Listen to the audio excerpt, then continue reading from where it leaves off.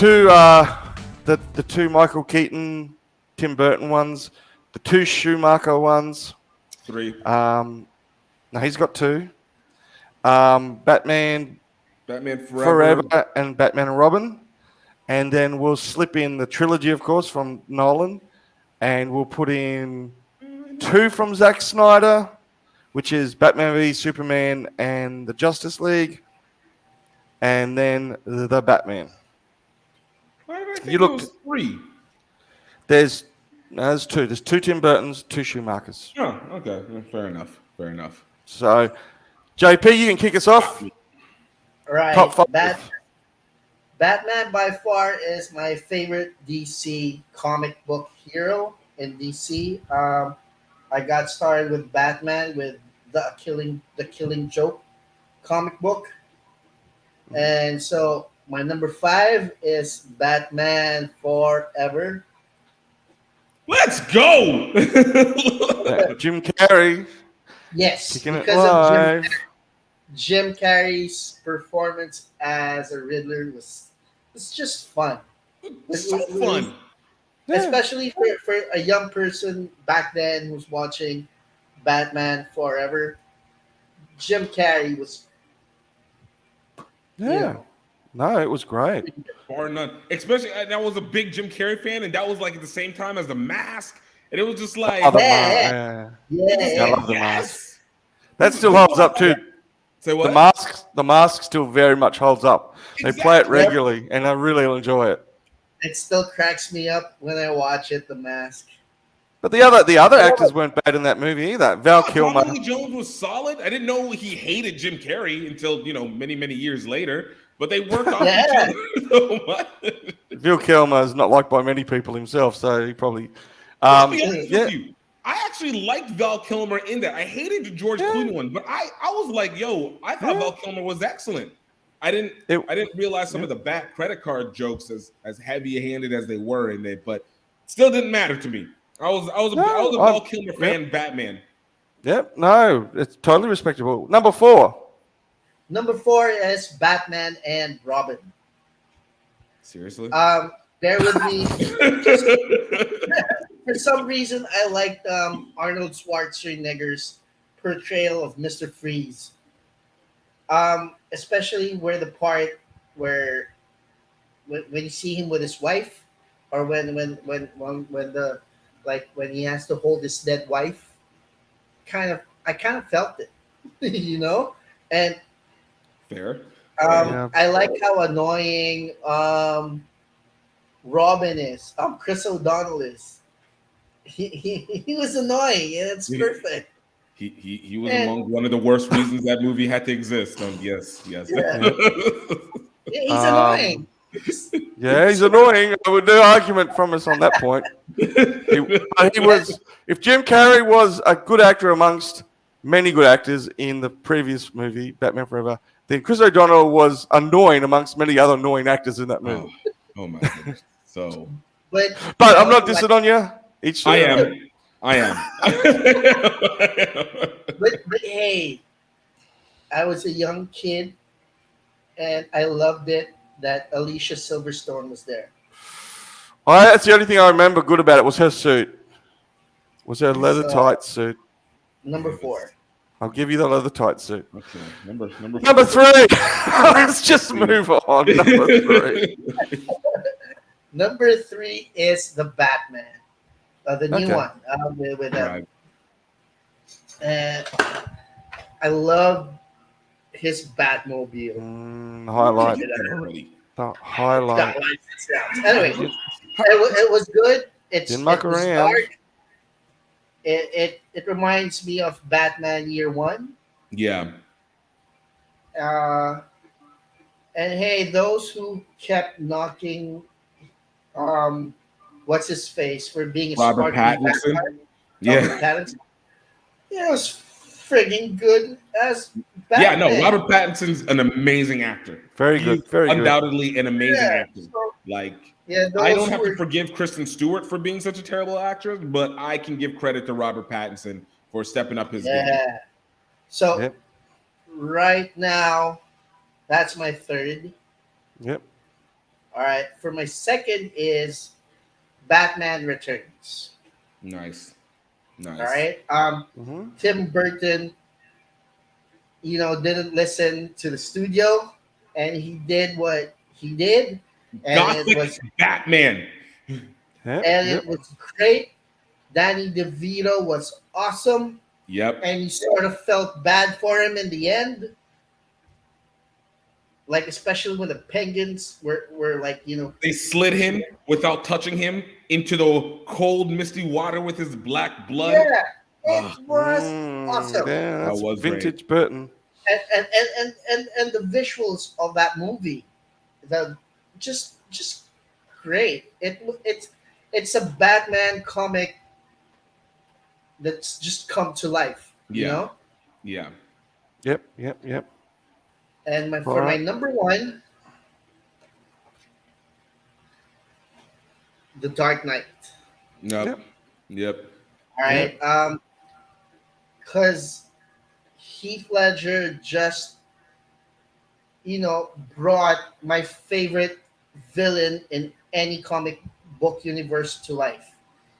Like I said, I got into Batman because of the Killing Joke, because of the Joker, and I think Heath Ledger just nailed it. Like just the right amount of crazy without being too over about it. It's just Hmm. scary crazy. So There that's it my number is. one. And I, plus, that yep. Batman had the Yeah. tumbler. Yep. Sure True. did. True. Sure did. All right. Well, there's some interesting ones in there and some predictable ones in there. So, Giff, what have you got for us? So I started off with a similar list like JP, and then we kind of diverged out into a different way. Yes. Yes. Yes. So my number five is like JP, Batman Forever. Of course, again, Jim Carrey. Jim Carrey was the sole reason that one movie like killed, and then everything else kind of matriculated into pieces. It was a great Alfred that was getting the return of the same Alfred from Batman Returns and Batman. That guy, like, give it credit. Alfred Pennyworth, the original one, Yes. was amazing.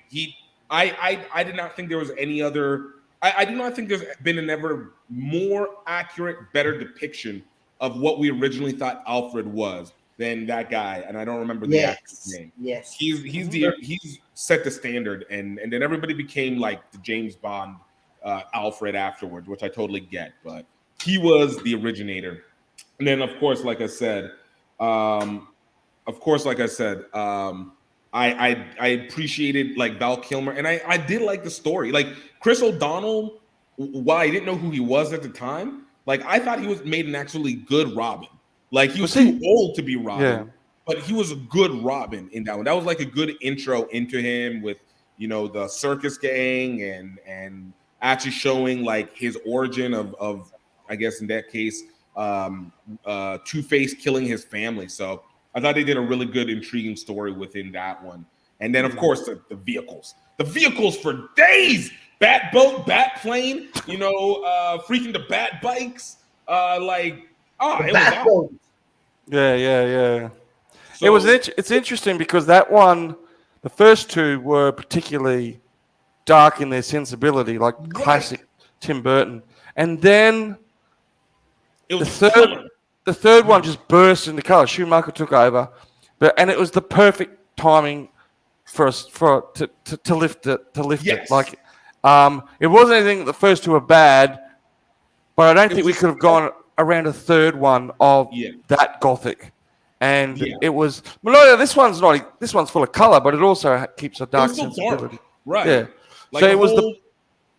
it was the perfect change of gear. And I know a lot of people who didn't like the first two that when Forever came out really liked that one. They said, "Oh, it's." I don't, but I never heard the other way around. I didn't hear anyone say, "Well, I wish it was like the first two." Everyone enjoyed the change of Yeah. gears. You needed to pace up. Yeah, It needed some levity inside of it, and it did it without making Batman look completely stupid, which is what I yeah, felt like yeah, Batman and Robin did. Like yeah, Batman still felt like intimidating. You still felt like his prowess, but you just felt energy that popped yeah, from it, and even a good Bruce Wayne at that too. Like whenever they broke in and with it, oh God, I could go for days for Batman Forever. That was my number one for the longest time. Yeah. So number 4 is the Batman, the recent movie. Again, great movie. We got early Detective Batman. It was dark. I love intimidation factors of sound, and I loved obviously Colin Farrell's Penguin.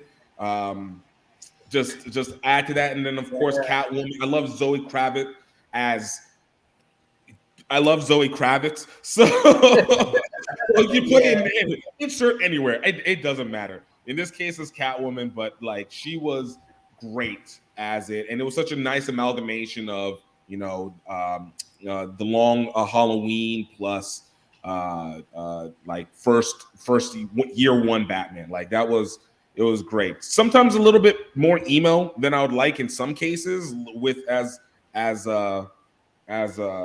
Bruce Wayne, but they were setting up something that I can see what they're doing for the future for a clear growth, So number 4, the Batman. Number 3 for me is Batman Returns.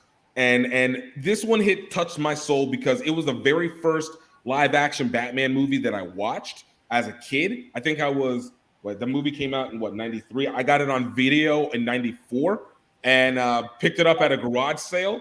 And I just loved it because technically the first Batman movie I should have been able to watch live was Adam West's the 1966 version. But the video store, was it Blockbuster? It was one of the small ones that was inside like a Little Giant. But the video was messed up. Like it didn't work, which I didn't realize I should have got my money back. But again, I think I was 5 years old at the time, 6 years old at the time to do that. So Batman Returns was my first one, and I loved it. Gothic Batman, man, the first scene, like he's just murking clowns. I hate clowns, just absolutely murking clowns. You just start off with the bat signal, and he just pops up. One of the stupid clowns tried to hit him in the chest, and then he allows him to blow up. Who couldn't love a start with that? And then like Danny DeVito's Penguin with his black blood, and he was just so gross and so awesome. Like I didn't even know about any of the commercials. I was just like, this is Batman. This was my intro to Batman, followed by Batman the Animated Series. This is that darkness, and then Michelle Pfeiffer, and of course Christopher Walken. Christopher Walken is the killer that seals this thing all together. Like I don't know why we've never gotten to get another chance of creating that Christopher Walken character again, and maybe it's just because it was already done. Like Harley Quinn is an American product. I don't think that Christopher Walken was a product of the show. I think that character Christopher Walken played was a character of that movie. So I don't know why we don't get a chance to see it, but I was ecstatic with it. Like everything about it, Catwoman, the whole thing. That was as great a Batman movie as it could be. Until my number 2. Well, no, before my number 2, but after my number 2. But then it comes to number 2, which is The Dark Knight, which in its initial viewing, I loved. Obviously, we know Heath Ledger's Joker is God tier villain in terms of accuracy, portrayal, and just pure intimidation factor. Just pure intimidation. Just what I absolutely hope that no terrorists ever mimic to that extent, because that was like, chaos for the sake of chaos, but it was rational. That's wild. But the only drawback that I had from The Dark Knight was that when I watched it back a second and a third time, I realized that The Dark Knight was built for people with ADD, and which is why I loved it so much initially, because it's just fast. Every scene is literally 3 seconds, 3-second cut, 3-second cut, 3-second cut. And I started actually counting, and I realized like I don't have the story is there, but it just moves so fast that it doesn't give my brain time to process anything until I actually notice it. And I take that as a little bit of a drawback, because it doesn't let you breathe in any kind of situation. It's just cut 3, cut 3, cut 3. Very YouTube-ish, early YouTube-ish. And then my number 1 was Batman Begins. And it was because I thought this was the best depiction of a Batman origin story that we ever got. Because Batman, with the first Michael Keaton one, it wasn't really an origin story. It was kind of like he's been in it, and we're just kind of entering into his Joker phase. And even in Batman the Animated Series, like you got it, but it was so old, like it was so 1950s based kind of feel for Batman the Animated Series. So like you got an origin story, but it was good, but it didn't feel, and he didn't get the growth from kid to Batman. You just got parents getting shot and then become Batman, and getting that in between was everything for me. Like even with the Ra's al Ghul and everything, just I want that disruption, and it was very year one without it being overtly year one. Of course, the negative effect is that Batman is not a That great. was on my short list. That Ra's al Ghul. Exactly. Like, and that's I get that. Like, and I get the drawbacks against that movie as well. Why it wouldn't be a number one for so many people, because it did have a lot of flaws in it. But basically, that first half of the movie, this is one of the rare times where the movie started off stronger and ended off weaker, and it still ended up being a better movie to me, because those Bruce Wayne scenes were just absolutely on point, and the Batman scenes were just kind of like, it's okay, whatever. But those Bruce Wayne scenes were amazing. So that's my top 5. Okay. Well, I've only got 2 Batman movies in mind that weren't in yours. So the first one is number 5, which is The Dark Knight Rises, which I understand is not the perfect movie, but I very much like it still. And I like. You can explain. You can explain why. Like JP had to explain why Batman and Robin made any sense as a favorite. You explain like this. Well, it was just a continuation of a great trilogy, in my opinion. It was just a great trilogy, and a lot of the strengths, not all of them, but a lot of strengths of the first 2 are there to see in the third. I'm certainly open to a lot of the criticisms that it's get, but I really like Bane. I really like the fact that he broke Batman's back. I do like the fact that Batman had to get out of that pit. Bruce Wayne had to get out of that pit to become Batman. And I very much enjoyed, and the little twist at the end where the chick is the bad girl. I mean, that was nice. But also, I like Anne Hathaway's Catwoman as well. And of course, I just like all the performances. I do agree with the criticisms of the last third being a bit silly with the bomb floating around the building, kind of being a bit of a hostage. The ocean. And it was just a bit silly. But I put it in there again because I think it served in on the moment. It kind of served on the momentum of the first 2 while at the same time suffering in comparison to the first 2. So the fourth one, and the fourth and the third one I struggled over, and I think it's going to change in time. But I am going to put the Tim Burton's original Batman in 1989. I still remember the hype around that one. The hype around that first Batman was up with any movie in the 80s that came out. There was I had the shirt with the gold Batman on on everything, and that one was one of the best movie covers, in my opinion, movie poster. Just the golden Batman emblem and just around the darkness. And the fact that Michael Keaton, who was, Beetlejuice, that was crazier than having Jim Carrey in there. It really was, and everyone was going, what the hell is Burton doing? So Burton had done Beetlejuice. Yeah. Burton had done a heap of Edward Scissorhands. He was renowned in Hollywood, and there'd been, except for 1966, which no one took seriously, this was the first Batman movie, and it was like the first Spider-Man movie. Fans were just was keen to see it as they were anxious that it was going to be a flop. Like there was just so much. This could be crap. This could be crap. People weren't prepared to put up with a bad movie. Remember, before Iron Man, comic book movies were hit and miss the whole way. So it was the Batman 1943 and Batman and Robin in 1949, but nobody remembers that. No, it doesn't count. So people were just ready, weren't sure what they were going to get. For every Superman first one, there was a Superman 3, which was rubbish.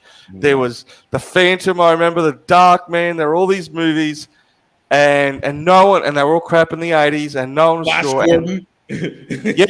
But actually, people really like Flash Gordon. Can say for every one of us. So and then But again, it's like nearly every other movie we talked about. It was the baddie. It was Jack Nicholson's Joker, which set the bar for Jokers very, very high. Yeah. And if you watch it now, you can't take your eyes off the screen when he's on there. Oh yeah, he's still all the charisma of that guy. He was great, and so was Keaton. Keaton was the perfect balance to the craziness. He had the eyebrow. I remember whenever I saw Michael Keaton's Batman, again, it was of Batman Returns, and then I went back and watched the Batman. But he had like those perfect arch eyebrows that seemed so good for a Batman. For that, like the scenery again, coming off of watching animated Batman the animated series, and then hitting that, and then you're just like, oh snap, okay, all right, I see your eyebrows work with the cowl exactly. But a bit like Tim Burton. I'm not sure Keaton had another third one in him. That's why that third movie, the Shoemaker one, no more Burton, no more Keaton, was a really good idea, right? It was probably a good change up. Or it's funny you should say that because you usually think movies in threes, right? Yeah. But I think 2 was good. So that was the fourth one, was it? Yeah. No, you never told us the order. You just said which ones were different. Okay. So that's the fourth one.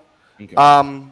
It was almost going to be third, but I've got to go back and see the Batman, the Batman. But I suspect it's going to become a bit of a classic. Yeah. I suspect that all my theories about 7, which have not been confirmed, but for JP, I thought halfway through this movie it was leaning very heavily off the movie 7. And I listened to the guy who talks with Kevin Smith, Mark, somebody probably. Yeah. And he straight out said this was 7. And then he went on to say something really interesting. He said, the original 7 is a Batman movie. He said to him, Morgan Freeman is Batman, Brad Pitt is Robin, and John Doe is whoever that villain was. The Joker. And it's like, wow. So maybe 7 is Batman, not the Batman. So, so for me, JP, just to recap that, I was waiting for a big head in the box moment, a big 7 reveal, which didn't come. And I suspect if I go watch the movie again and take that expectation away, I'll probably enjoy it more because it is a very, very good movie. And glad to see the car because I thought the car was the highlight. Yeah. Number two, I've put the Batman Begins because just like Batman, it did a lot of heavy lifting. When I heard they were making another Batman movie, I went, oh, great. Do we need this? Maybe because I had Batman and Robin in my head. And I went, do we really need this? Just like I felt the same way about that as I felt about Andrew Garfield's Spider-Man. I just went, what are we doing? Well, we just had one. But once I saw it, particularly, you're right, the opening half, the fact that he's not in Gotham, it's not on a sound stage, which became the iconic Batman movie thing. Is all those first 4 movies were heavily stylized on a sound stage.